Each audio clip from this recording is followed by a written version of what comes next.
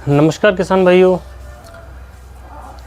पिछली हर वीडियो में हमने बात की थी वैरायटी के बारे में। जो भी हमने फसलें अपनी चुनी थी उसकी वैरायटी के बारे में, वैरायटी कैसी होनी चाहिए, वैरायटी कौन सी अच्छी होनी, कौन सी समय के हिसाब से कौन सी सूटेबल वैरायटी है।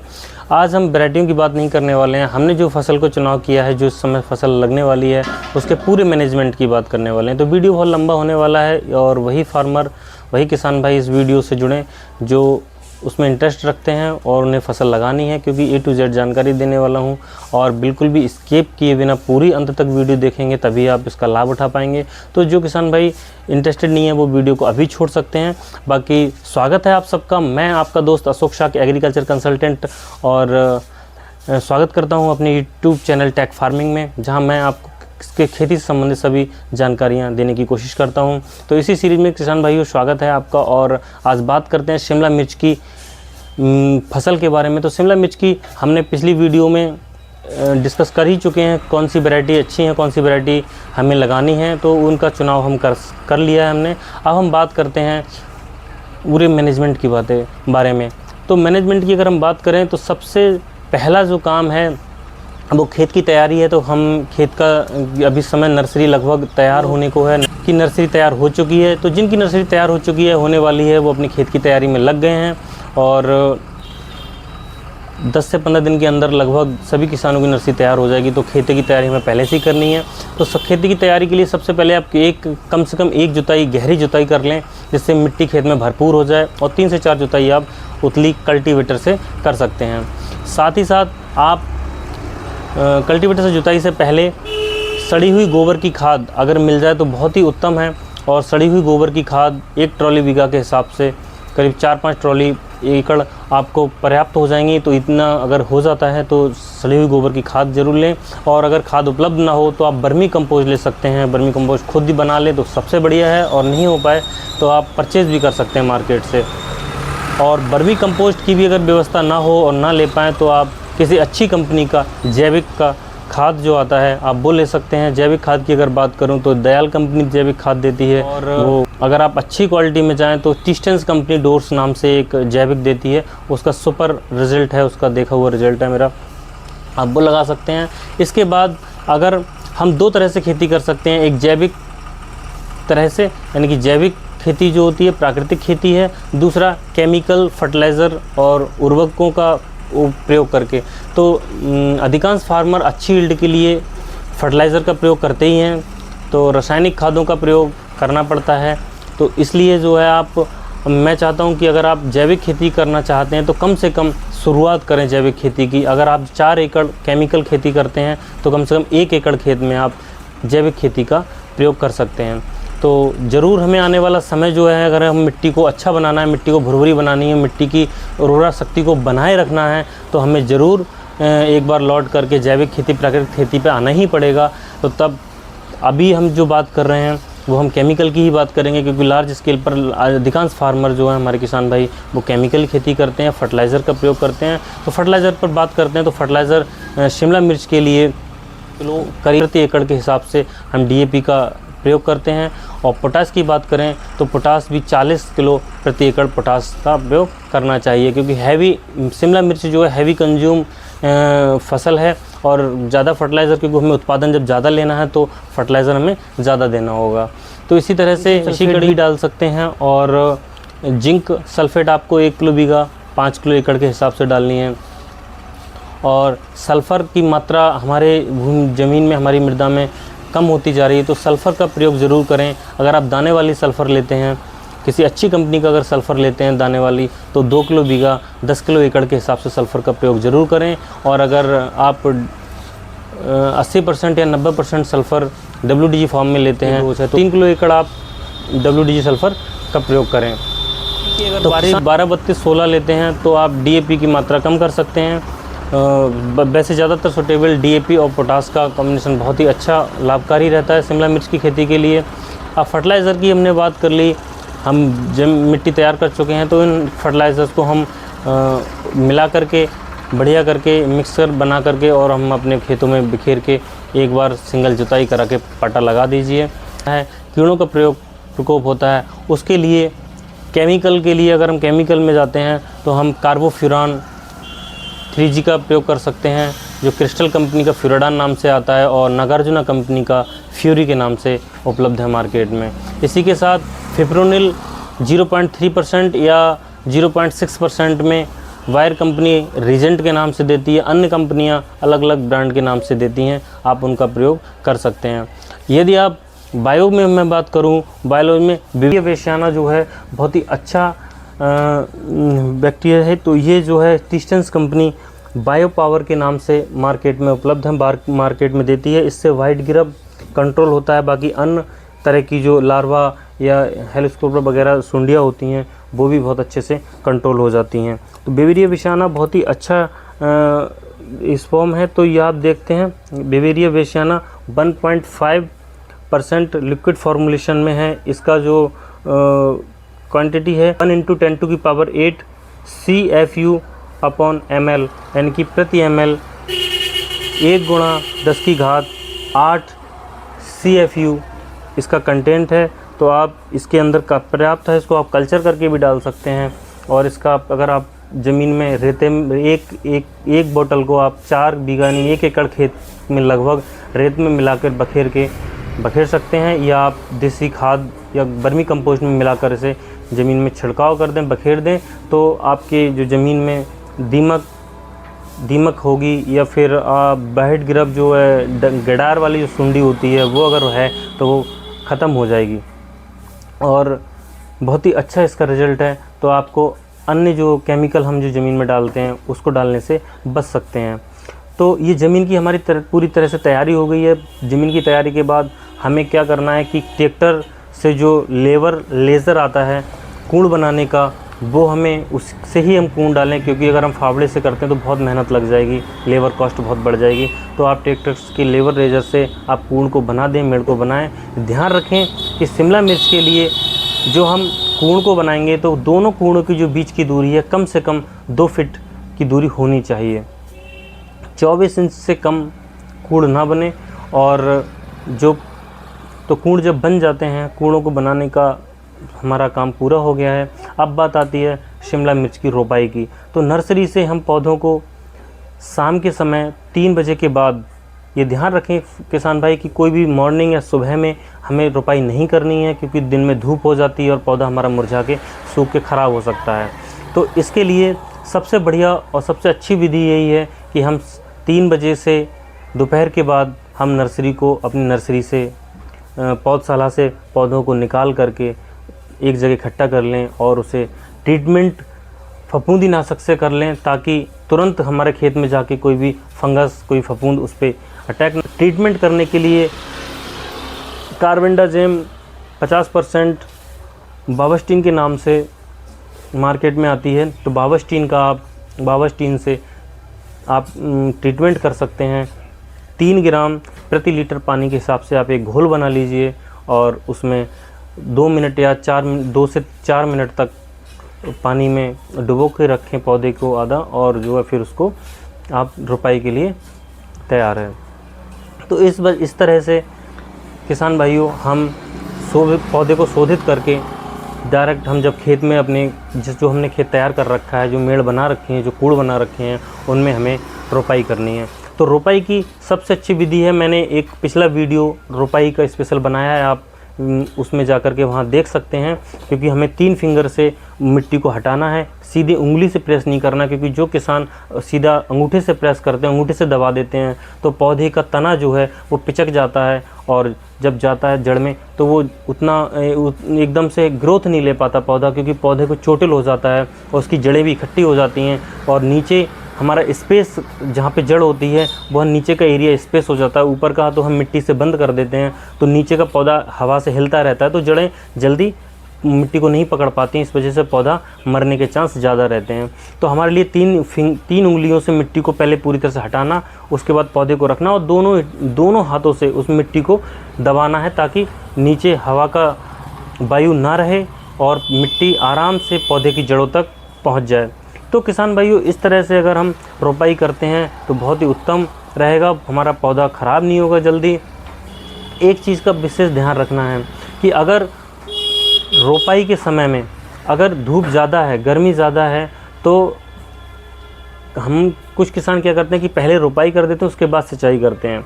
मैंने दोनों का आकलन किया है, तो मैं अपना अनुभव आपको शेयर करता हूँ। मैं अपना अनुभव मेरा ये कहता है कि आप पहले गर्मी में पहले अपने खेत को सिंचाई कर दें, आधा कुड़ी पानी से भर दें, और जब आधी कुड़ी पानी से भर जाए तो अगले नेक्स्ट दिन 24 घंटे में जो पानी होगा वो पूरी तरह से मिट्टी सोख जाएगी और जो नमी है वो पूरी ऊपर कुड़ी तक आ जाएगी और ज़्यादा गील भी नहीं होगी, ऊपर गीला भी नहीं होगा, हल्का सा नम होगा।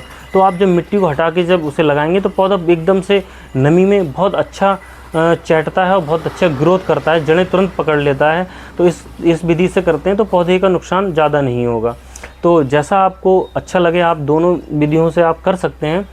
जब हम रोपाई कर देते हैं तो रोपाई करने के बाद सबसे मेन हमें जो ध्यान रखना है, बहुत ही ज़रूरी है, बहुत ज़्यादा ज़रूरी है कि पौधे अगर हमने आज ट्रांसप्लांट किया है, पौधे को हमने अगर आज रोपाई की है तो हमें तीसरे दिन, जिस दिन हमने मान लीजिए आज की है तो आज का दिन, कल का दिन और परसों तक, यानी कि हम तीसरे दिन तक हर हाल में आपको एक ड्रिंचिंग करनी है। ड्रिंचिंग में आप जो चाहें, आप जो अच्छा आपको लगता है आप उस फफूंदनाशक का स्प्रे कर सकते हैं। लेकिन मैं आपको सबसे अच्छा जो उत्पाद है मैं उसके बारे में बात करूंगा। कंपनी किसान भाइयों एक प्रोडक्ट देती है ये फोली गोल्ड।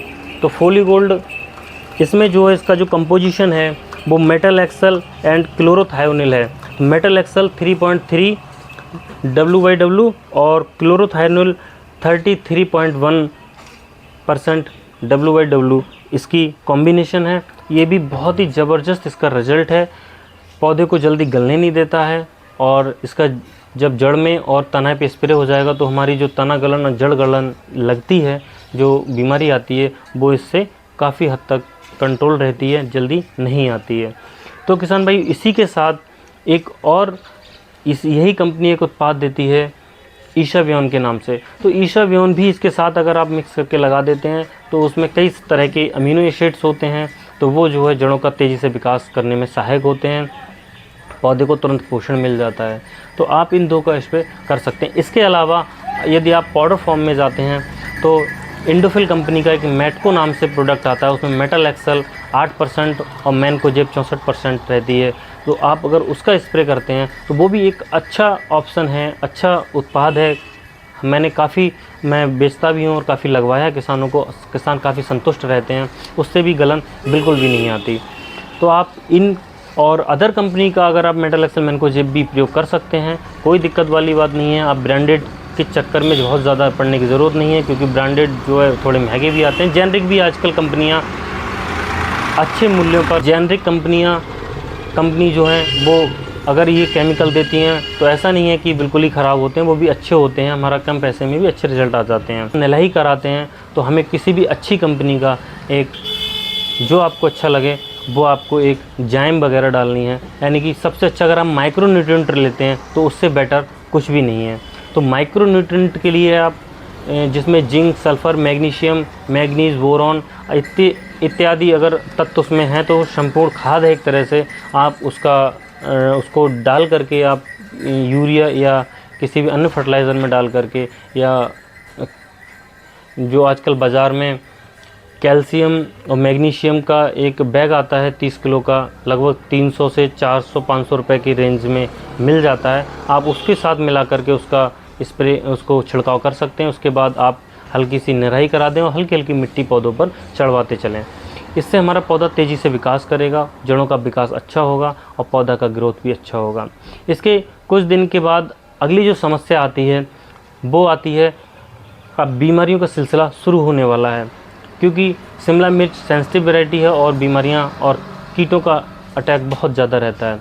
तो इसके साथ ही हमारे लिए, क्योंकि हम ड्रिंचिंग में फफूंदनाशक का स्प्रे कर चुके हैं, तो कुछ कंट्रोल तो हमारा फंगस का रहता ही है।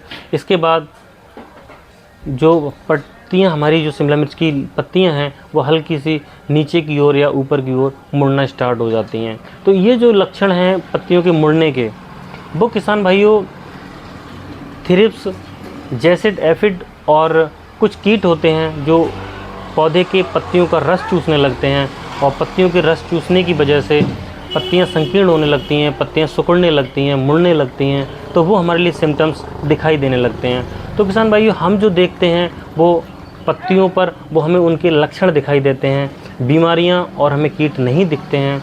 तो आप किसी अच्छे डॉक्टर की सलाह ज़रूर लीजिएगा, एक अच्छे कंसल्टेंट जो भी आपको लगता हो एग्रीकल्चर की नॉलेज रखता हो, जो बीएससी एग्रीकल्चर हो या नहीं भी हो तो अच्छी जानकारी रखता हो, आप उसको हायर कर सकते हैं या आप उससे संबंध बना के रखो ताकि वो आप समय समय पे अपने खेत को दिखा सकें, जिससे कि आपको अच्छी जानकारी भी के साथ आपको अच्छा इलाज उसका मिल सके, जिससे आपको अच्छे परिणाम आएंगे, अच्छी उपज मिल सकेगी और आप जो होने वाली हानि है उससे छुटकारा मिल सकता है, उससे आप बच सकते हैं। तो अच्छे उत्पादन के लिए यही है कि सही समय पर सही प्रोडक्ट, सही समय पर सही इलाज बहुत ज़रूरी है हर फसल के लिए। तो किसान भाइयों, शिमला मिर्च में बहुत लागत आती है, तो आप विशेष ध्यान रखिएगा। बिना सलाह के कोई भी केमिकल, कोई भी फर्टिलाइजर आप अपने आप से, अगर आपको बहुत ज़्यादा नॉलेज है तो कोई दिक्कत नहीं, वरना आप ज़रूर सलाह लीजिएगा। ठीक है किसान भाइयों, इसके बाद अगली हम जो बात करते हैं, तो जो मैंने बात कर रहा था कि सिम्टम्स की, जो हम पत्तियां सिकुड़ जाती हैं, उसके लिए कई कंपनियां बायो में प्रोडक्ट देती हैं जो माइटिसाइड और इंसेक्टिसाइड दोनों का काम करती हैं, आप उनको चुन सकते हैं। बाकी अगर आप केमिकल में बात करूं तो बायर कंपनी एक प्रोडक्ट देती है ओविरान के नाम से, आप उसका माइटिसाइड में उपयोग कर सकते हैं।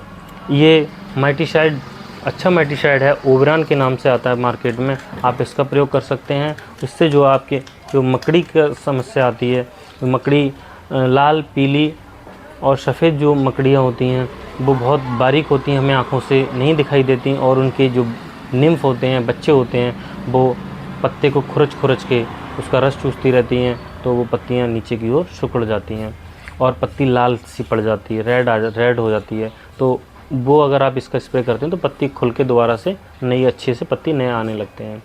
और थ्रिप्स की हम बात करें तो थ्रिप्स में आप फिप्रोनिल का 5% SC का प्रयोग कर सकते हैं, उसका भी बहुत अच्छा, बहुत ज़्यादा प्रकोप रहता है शिमला मिर्च और पतली मिर्च में। तो आप वाइट फ्लाई जो सफ़ेद मक्खी होती है वो बहुत भाग होती है रोगों की, जो हमारे फसल में रोग आते हैं, फफूंद भी आती हैं, उनको भी बढ़ाती है। और दूसरा जो वायरस का प्रकोप आता है, तो वायरस के जो स्पॉर्म होते हैं, वायरस के जो जीवाणु होते हैं, उनको वो रस चूसती है, उसके मुहांगों में आ जाते हैं और दूसरी पत्तियों पर बैठ करके जो इन्फेक्ट उनको भी कर देती है, उसका वायरस जो है दूसरे अच्छे स्वस्थ पौधे हैं उनमें चला जाता है। तो इस वजह से हमें वाइट फ्लाई का बहुत ज़्यादा बड़े स्तर पे ध्यान रखना है। और वाइट फ्लाई के लिए आप एसिटामाइप्रेट या फिर थाइमोडोक्सम FS आप इनका प्रयोग कर सकते हैं। इसके प्रयोग से वो कंट्रोल में रहती है और निरंतर आपको हर 8वें दिन 10वें दिन स्प्रे करने पड़ेंगे ताकि वो उसका अटैक ना हो। तो किसान भाइयों, इसके लिए आप जो कीट हैं उनको जैविक तरह से नियंत्रण करने के लिए कैच आते हैं, आप कैच का उपयोग कर सकते हैं। आप कैच को घर पर भी बना सकते हैं। कैच को घर पे बनाने का सबसे अच्छा फार्मूला है, या आप पीले कलर के पेपर आते हैं, पीले कलर का एक बोर्ड आता है वो ले सकते हैं, या आप अपने घर पे एक टीन का टुकड़ा ले लीजिए या कोई कार्डबोर्ड का टुकड़ा ले लीजिए, उसको पेंट कर लीजिए येलो कलर से, और उस पर एक गोंद आता है चिपकने वाला, आप गोंद को उस पर लेप कर सकते हैं, क्योंकि पीले कलर पर कीड़ों का अट्रैक्शन ज़्यादा रहता है और कीट उस पर चिपक जाते हैं, तो वो ग्रोथ नहीं कर पाते या अपने आप को मल्टीप्लाई नहीं कर पाते, उस पर चिपक जाते हैं। तो इस वजह से आपको कीटों का नियंत्रण हो सकता है। इसके अलावा आप और भी कई तरह के प्रपंच कर सकते हैं। आप दीपक लाइट जला सकते हैं, उसके नीचे पानी भर दीजिए, तो कीट जो भी लाइट पर आते हैं वो पानी में डूब जाते हैं, पानी पे आते हैं तो उसमें नहीं निकल पाते। इस तरह से भी आप कर सकते हैं। कुछ लोग आग जला देते हैं ऊपर, तो आग के प्रति आकर्षक होकर वो आग में जल जाते हैं। इस तरह का आप कई तरह के छोटी छोटी चीज़ें अपने आप से अपना सकते हैं। बाकी कुछ किसान इंटरक्रॉपिंग में फ्लावरिंग की खेती कर देते हैं, जहाँ तक फ्लावर लगा देते हैं, तो फ्लावर पर फूलों पे ज़्यादा अटैक होता है कीड़ों का, और आप अगर उस पर स्प्रे कर देते हैं तो कीड़े ज़्यादा ख़त्म हो जाएंगे। और या उन पे अटैक ना करके, हमारी मेन फसल पे अटैक ना करके उन पर अटैक करेंगे तो हमारी फसल बच जाएगी। तो इस तरह से छोटे छोटे आइडियाज़ हैं ये, जो आप अपना करके अपनी फसल को सुरक्षित बना सकते हैं। और इसके बाद भी अगर दिक्कत आती है तो आप केमिकल की खेती आराम से कर सकते हैं। तो केमिकल का आप जो भी मैंने अभी दवाइयाँ बताई हैं इनका अगर छिड़काव करते हैं तो इनसे आपको राहत मिलेगी।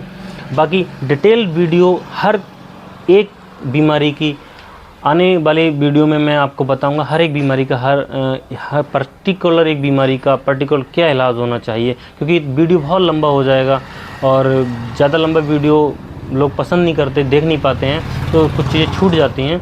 तो इस वजह से पर्पज़ मेरा ये है इस वीडियो को बनाने का कि हर किसान को छोटी छोटी जानकारी शिमला मिर्च या पतली मिर्च की मिलती रहे। तो हमने इसकी कीटों की बात कर ली है, मैं बीमारियों की बात करता हूँ। तो बीमारी में अब पौध में जो मैंने बीमारी बताई थी आपको, आद्र गलन आती है, डंपिंग ऑफ आती है। इसके अलावा अगर हम जब खेत में हमारी लग जाती है तो सबसे पहली जो बीमारी आती है वो आती है लीफ ब्लाइट। लीफ ब्लाइट क्या होता है किसान भाइयों कि लीफ ब्लाइट में पत्तों पर हल्के से धब्बे पड़ते हैं और पत्तियां पीली पड़ के नीचे गिरने लगती हैं। ये लीफ ब्लाइट का लक्षण है। आपने समझ लीजिए कि अगर पत्तियां पीली पड़ रही हैं और गिर रही हैं तो उसमें ज़रूर लीफ ब्लाइट का असर आ गया है। और इसके बाद एक अर्ली ब्लाइट होती है। अर्ली ब्लाइट पौधे पे पत्तियों पर बीच में ब्राउन कलर के स्पॉट दिखाई देंगे और वो स्पॉट जो हैं धीरे धीरे बढ़ने लगते हैं, सर्कल बनने लगते हैं। तो वो जो है अर्ली ब्लाइट के लक्षण हैं। अर्ली ब्लाइट से भी फिर पत्तियां धीरे धीरे भूरे से पीली पड़ के वो भी गिरने लगती हैं और पौधा धीरे धीरे मुरझाने सा लगता है। और इसके बाद आती है लेट ब्लाइट। लेट ब्लाइट दोस्तों सबसे ख़तरनाक बीमारी है। मिर्च में भी, पतली मिर्च शिमला मिर्च की तो है ही, और साथ में पोटैटो में भी बहुत भयंकर तरीके से आती है। लेट ब्लाइट इतनी भयंकर है कि अगर आज आ गई तो आप 24 घंटे में कई गुना बढ़ जाती है, पूरा खेत के खेत ख़राब हो जाते हैं। तो लेट ब्लाइट का विशेष ध्यान रखना है। लेट ब्लाइट पत्तों के किनारों से स्टार्ट होती है, पत्ते में हल्के सा फंगस सा लगने लगता है, अगर आप उसे छूओगे हल्की सी स्मेल आने लगती है और बहुत चिपचिपा सा पत्ता हो जाएगा। और धीरे धीरे पत्तों से फिर वो तने की ओर बढ़ती है और वो जो है पत्ता गलने लगता है। तो ये लेट ब्लाइट का लक्षण है। लेट ब्लाइट पूरी पौधे को ख़त्म कर देती है, उसका बहुत विशेष ध्यान रखना है। इसके बाद अगली जो बीमारी आती है वो आती है डाईबैक। डाईबैक शिमला मिर्च की सबसे ख़तरनाक बीमारी है दोस्तों। डाईबैक में पौधे के तने के पास एक ब्राउन कलर का धब्बा पड़ेगा, काला सा, वो बहुत चिपचिपा होता है, उसमें हल्की सी चिपचिपापन होगा और ब्लैक कलर का हो जाएगा। और वहीं से जहाँ भी धब्बा बनेगा वहाँ से अपनी डंडी तना एकदम से चटक जाता है, टूट जाता है और नीचे गिर जाता है। अगर एक टहनी टूट जाती है उस पर कितने फल आते हैं आप समझो कितना बड़ा नुकसान है। पूरी टहनियों की टहनियाँ टूट जाती हैं। कई बार जड़ के पास बिल्कुल तने के पास से आता है और तने से जब पौधा, सोचो पला हुआ हमारा पौधा, इतना बड़ा पौधा हमने पाल पोस कर बड़ा किया, वो पौधा वहाँ से टूट के और बिल्कुल सड़ के गल जाता है। तो ये जो बहुत ही ख़तरनाक बीमारी है और पूरे अगर आप भी 1 घंटे में आप देखोगे भाई कई गुना तेज़ी से रफ्तार से बढ़ती है। तो इसका इलाज बहुत ज़रूरी है। तो इसके लिए ये कॉमन बीमारियां हैं। आप ये कुछ बीमारियां जो है फाइटोप्थोरा इन्फेक्टा के नाम से कुछ रेजोक्टोनिया फंगस के नाम का फंगस होता है रेजोक्टोनिया, उसके वजह से आती हैं। तो अलग अलग फंगस की वजह से अलग अलग बीमारियां आती हैं ये सब। तो इनके इलाज के लिए आप जो है टेबुकोनाजोल और एजॉक्सिकोनाजोल एक टेक्निकल आता है उसका स्प्रे कर सकते हैं। और इससे भी अच्छा एक टेक्निकल और आया है एजॉक्सिस्ट्रोबिन एंड डाइफेक्नाजोल ml पर लीटर के हिसाब से अगर स्प्रे करते हैं तो बहुत ही अच्छा है, तुरंत आपको कंट्रोल रहा। तो किसान भाइयों यदि इन प्रोडक्टों से भी अगर राहत ना मिले और बहुत लार्ज और बहुत ही ज़्यादा अगर हमारे खेत में इस तरह की प्रॉब्लम आ गई है, डायबैक बहुत ज़्यादा है, तो एक बायर कंपनी नेटिवो के नाम से एक प्रोडक्ट देती है, आप उसका प्रयोग कर सकते हैं। सेक्टिन का बहुत अच्छा रिजल्ट है। तो बहुत सारी प्रोडक्ट बाज़ार में उपलब्ध हैं, कोई घबराने की बात नहीं है। और समय समय पे आप अच्छे डॉक्टर से सलाह लेते रहें, ज़रूरी है। अगर आप सही समय पे लगा देते हैं तो या तो आपके खेत में बीमारियां नहीं आएंगी, अगर आती भी हैं तो उतना अटैक नहीं करेंगी, उतना नुकसान नहीं करेंगी जितना सामने वाले के नुकसान हो जाएगा, जो अपना मैनेजमेंट पूरी तरह से सही नहीं करता, यानी कि जो दवाइयों का समय पर ध्यान नहीं रखता, उसको नुकसान ज़्यादा होने वाला है। तो किसान भाइयों इस तरह से अगर आप खेती करते हैं तो मैं समझता हूँ निश्चित ही आपको बहुत अच्छा लाभ होने वाला है, बहुत अच्छी आप पैदावार ले सकते हैं। और शिमला मिर्च का तो ऐसा पौधा है कि आप जितना चाहो आपसे उतना उत्पादन ले सकते हो, वो लागत के ऊपर निर्भर करता है, हैवी कंज्यूम। तो आप शिमला मिर्च की खेती करने वाले सभी किसान भाइयों से मेरा आग्रह है कि आप इस तरह से पूरी तरह से आप खेती को करिएगा। और जो किसान भाई अब तक नए जुड़े हुए हैं चैनल पर तो प्लीज़ हमारे चैनल को सब्सक्राइब करें, बेल आइकन को दबाएं। वीडियो अच्छा लगा हो तो लाइक ज़रूर कीजिएगा और दबा के शेयर कीजिए ताकि और लोगों को जानकारी मिले और आपकी कमेंट सेक्शन में बताइएगा, और जितना भी अगर वीडियो आपको कैसी लगी, अच्छा और क्या सुधार होना चाहिए, तो आने वाली वीडियो में हम उसका ध्यान रखेंगे। और आपके कमेंट्स का मुझे इंतज़ार रहता है। आपके लाइक से बहुत हमें एम्पावर मिलती है, बहुत ही ज़्यादा हमें उत्साह मिलता है आगे आने वाली वीडियो को बनाने के लिए। तो सभी किसान भाइयों, जय हिंद, और आप स्वस्थ रहें, खुश रहें, मस्त रहें।